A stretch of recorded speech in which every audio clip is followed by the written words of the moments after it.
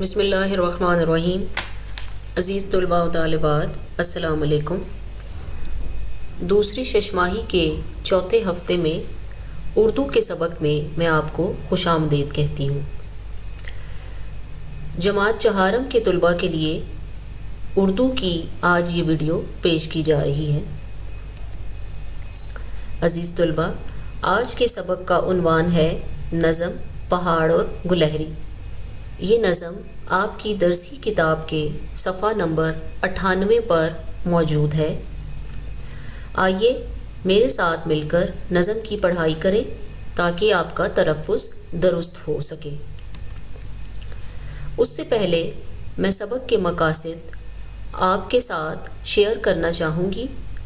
اس سبق کے اختتام پر طلباء اس قابل ہو سکیں گے کہ نظم پہاڑ اور گلہری کی درست تلفظ اور تاثرات کے ساتھ پڑھائی کر سکیں، نظم کی تفہیم اور کثیر الانتخابی سوالات حل کر سکیں، الفاظ کو تذکیر و تانیث کے لحاظ سے الگ کر سکیں، واحد کے جمع اور جمع کے واحد بنانے کے قابل ہو سکیں۔ آئیے اب نظم کی پڑھائی کرتے ہیں۔ کوئی پہاڑ یہ کہتا تھا ایک گلہری سے، تجھے ہو شرم تو پانی میں جا کے ڈوب مرے، ذرا سی چیز ہے اس پر غرور کیا کہنا، یہ عقل اور یہ سمجھ یہ شعور کیا کہنا، خدا کی شان ہے ناچیز چیز بن بیٹھی، جو بے شعور ہوں یوں با تمیز بن بیٹھے، تیری بساط ہے کیا میری شان کے آگے، زمین ہے پست میری آن بان کے آگے، جو بات مجھ میں ہے تجھ کو وہ ہے نصیب کہاں، بھلا پہاڑ کہاں جانور غریب کہاں، کہا یہ سن کے گلہری نے منہ سنبھال ذرا، یہ کچی باتیں ہیں دل سے انہیں نکال ذرا، جو میں بڑی نہیں تیری طرح تو کیا پرواہ، نہیں ہے تو بھی تو آخر میری طرح چھوٹا، ہر ایک چیز سے پیدا خدا کی قدرت ہے، کوئی بڑا کوئی چھوٹا یہ اس کی حکمت ہے، بڑا جہان میں تجھ کو بنا دیا اس نے، مجھے درخت پہ چڑھنا سکھا دیا اس نے، قدم اٹھانے کی طاقت نہیں ذرا تجھ میں، نری بڑائی ہے خوبی ہے اور کیا تجھ میں، جو تو بڑا ہے تو مجھ سا ہنر دکھا مجھ کو، یہ چھالیاں ہی ذرا توڑ کر دکھا مجھ کو، نہیں ہے چیز نکمی کوئی زمانے میں، کوئی برا نہیں قدرت کے کارخانے میں۔ عزیز طلباء، نظم کی بلند خوانی آپ نے ملاحظہ فرمائی۔ اس نظم کے شاعر علامہ اقبال ہیں، جن کا نام آپ نظم کے آخر میں لکھا ہوا دیکھ سکتے ہیں۔ علامہ اقبال کے بارے میں آپ سب جانتے ہیں، وہ ہمارے قومی شاعر ہیں اور انہوں نے بچوں کے لیے بھی بہت سی نظمیں تخلیق کی ہیں۔ اس نظم کے مرکزی خیال کے حوالے سے اگر بات کی جائے تو اس میں جو اس کا آخری شعر ہے وہی اس کا مرکزی خیال ہے، جس میں علامہ اقبال فرماتے ہیں کہ اللہ تعالیٰ نے دنیا میں کوئی بھی چیز بیکار پیدا نہیں کی، ہر چیز کا کوئی نہ کوئی فائدہ ضرور ہے، کوئی چھوٹا ہے تو اس میں بھی خدا کی حکمت ہے، اگر اللہ نے کسی کو بڑا بنایا ہے تو اس کی بھی کوئی نہ کوئی وجہ ضرور ہوگی۔ اب صفحہ نمبر 99 پر آپ الفاظ معنی دیکھ سکتے ہیں اور نیچے ہی کثیر الانتخابی سوالات دیے گئے ہیں۔ الفاظ معنی کی بھی آپ نے پڑھائی کرنی ہے، کثیر الانتخابی سوالات آپ نظم کی بلند خوانی کے بعد حل کر سکیں گے۔ اب ہم صفحہ نمبر 100 پر موجود ہیں۔ اس میں بھی شروع میں 2 کثیر الانتخابی سوالات دیے گئے ہیں اور اس کے بعد سوال جواب آپ اپنی اسکرین پر ملاحظہ کر سکتے ہیں۔ نظم کے شاعر کا نام میں پہلے بتا چکی ہوں کہ علامہ اقبال ہے، اور ان کی کسی اور نظم کا نام آپ خود ڈھونڈ کر لکھیے یا اپنے کسی بڑے سے مدد لے سکتے ہیں۔ بچے کی دعا ہم پڑھتے ہیں، پرندے کی فریاد اور گائے اور بکری بھی ان کی اسی طرح کی ایک نظم ہے علامہ اقبال کی۔ نظم میں کتنے کردار ہیں ان کے نام لکھیں۔ نظم میں آپ کو 2 ہی کردار دکھائی دیے، ایک پہاڑ تھا اور ایک گلہری تھی، اور انہی دونوں کی بات چیت پوری نظم میں بیان کی گئی ہے۔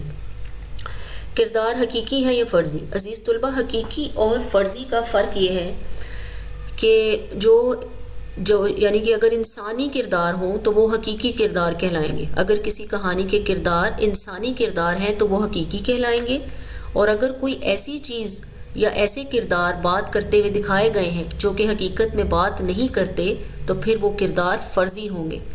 یعنی اس نظم میں جو پہاڑ اور گلہری کی بات چیت دکھائی گئی ہے وہ فرضی ہے. آپ خود سوچیں کہ نہ تو پہاڑ بات کرتا ہے اور نہ ہی گلہری کو آپ نے کبھی باتیں کرتے سنا ہوگا. اگلا سوال ہے کہ مرکزی خیال جس شعر میں موجود ہے وہ اپنی کاپی میں لکھیں. تو میں آپ کو پہلے بتا چکی ہوں کہ آخری شعر ہے وہ ایسا شعر جس میں نظم کا مرکزی خیال بیان کیا گیا ہے اور اس کو آپ نے خود ہی اپنے الفاظ میں لکھنا ہے. اگر آپ نظم کی وضاحت سنیں گے تو میں اس میں اس کو بیان بھی کر چکی ہوں. ان سوالات کے جواب آپ اپنی کاپی پر حل کریں گے.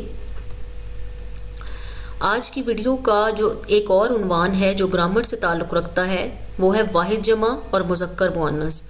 مذکر مؤنث کو بریکٹ میں نے تذکیر و تانیث لکھا ہے. تذکیر کا مطلب ہوتا ہے کسی چیز کا مذکر ہونا اور تانیث کا مطلب ہوتا ہے کسی چیز کا مؤنث ہونا. یعنی واحد جمع ایک الگ ٹاپک ہے، مذکر مؤنث ایک الگ ٹاپک ہے. واحد جمع اسکرین پر لکھے ہوئے آپ دیکھ سکتے ہیں. آپ یہیں سے واحد جمع دیکھ کر اپنی کاپی میں تحریر کریں گے. ٹھیک ہے.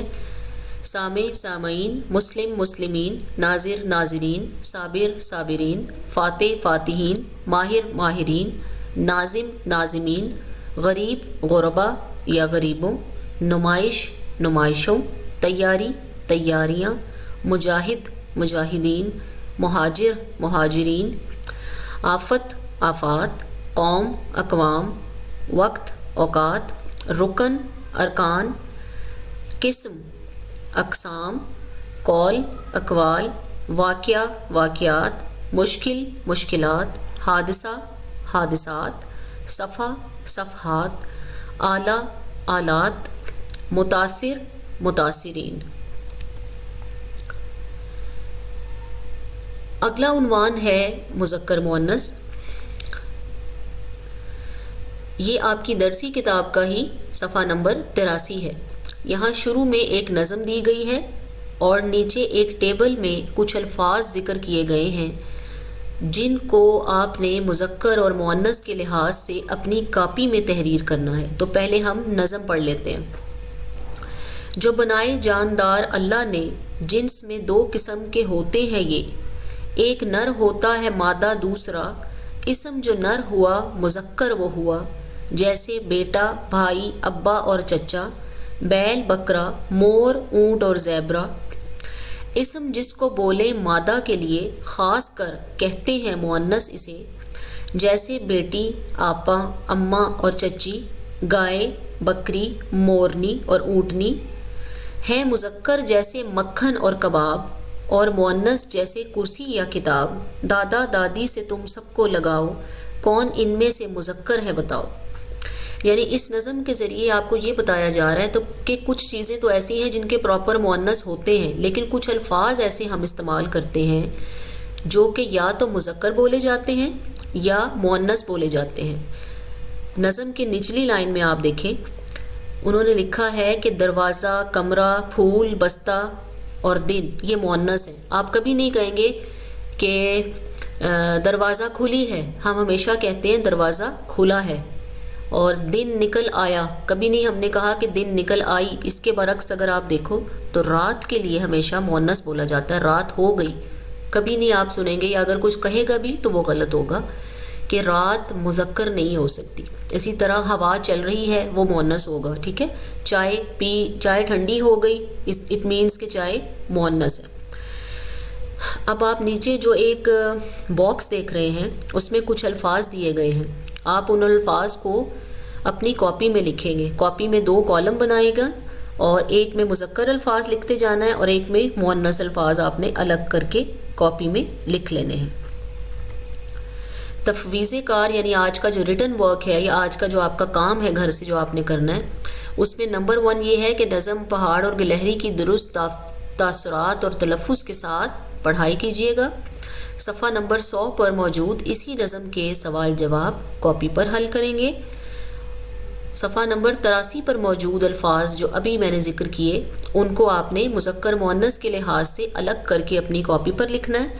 ویڈیو میں جو واحد جمع آپ کو دکھائے گئے ان کو بھی آپ نے اپنی کاپی پر تحریر کرنا ہے۔ اس دعا کے ساتھ کہ اللہ تعالیٰ آپ کا حامی و ناصر ہو اور جہاں رہیں خوش رہیں۔ اللہ نگہبان اور اللہ حافظ۔